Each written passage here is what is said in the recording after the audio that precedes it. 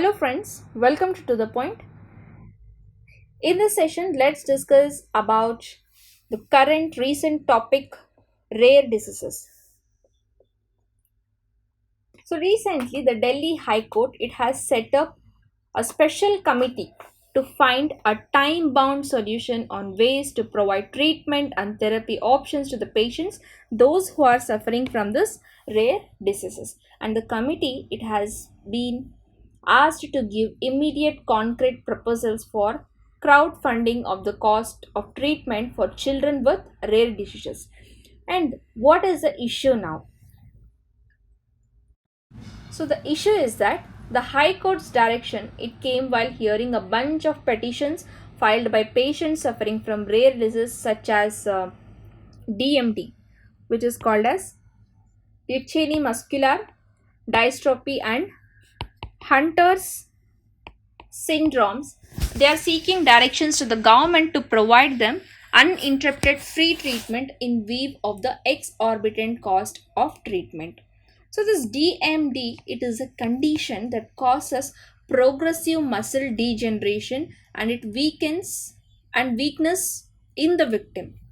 So Hunter's syndrome it is also a rare disease that is passed on in families. So it mostly affects boys and their bodies cannot break down a kind of sugar that builds bones, skin, tendons and other tissues.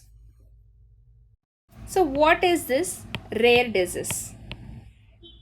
A rare disease it is also referred to as an orphan disease. It is an any disease that affects a small percentage of population. It is called a rare disease, and most rare diseases they are genetic in nature and they are present throughout a person's entire life even if symptoms do not immediately appear. So the most common rare disease recorded in India are hemophilia, thalassemia, thalassemia and sickle cell anemia and primary immunodeficiency in children, and autoimmune diseases and lysosomal storage disorders such as pompe disease, Gaucher disease, cystic fibrosis and certain forms of muscular dystrophies. So what are the concerns and what are the challenges which are faced by this rare disease victims? So these people, those who are suffering with this rare disease, they pose a significant challenge to healthcare system because of the difficulty in collecting epidemiological data, which in turn impedes the process of arriving at a disease burden, which calculates cost estimation and making correct and timely diagnosis among other problems. And many cases of rare disease it may be serious like chronic and life threatening also. In some cases the affected individuals, mostly the children, they may also suffer from some form of a handicap kind of thing. And as per the 2017 report, over 50% of the new cases were reported in children, and these diseases are responsible for 35% of deaths in those below the age of 1, and the 10% of deaths between the ages of 1 to 5 years of age, and 12% between 5 and 15 years of age. Efforts made by India towards this rare disease. So the Union Ministry of Health and Family Welfare has published a national policy for the treatment of 450 rare diseases.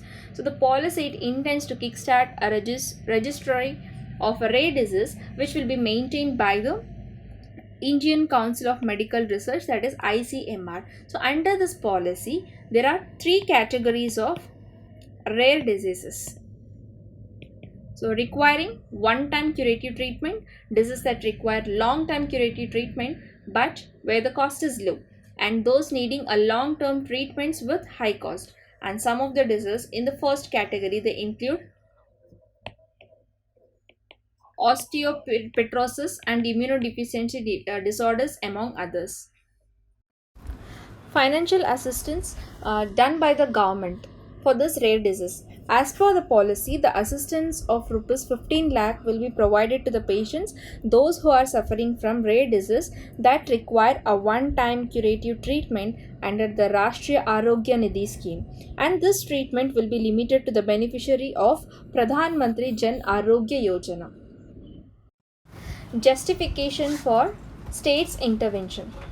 So, firstly, state has the responsibility for providing affordable, accessible, and reliable healthcare services to every citizens. And secondly, the Constitution also mentions the importance of healthcare services under articles like 21, 38, and 47. Thus, it states that the state cannot evade this responsibility under the pretext of non-justiciability of articles.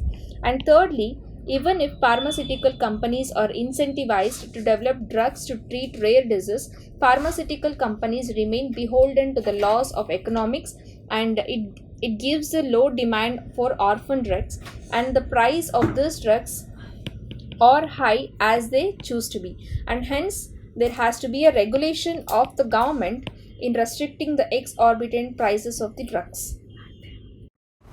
For prelims, there may be a question about India's policies on rare disease, and which disease can be classified as the rare disease.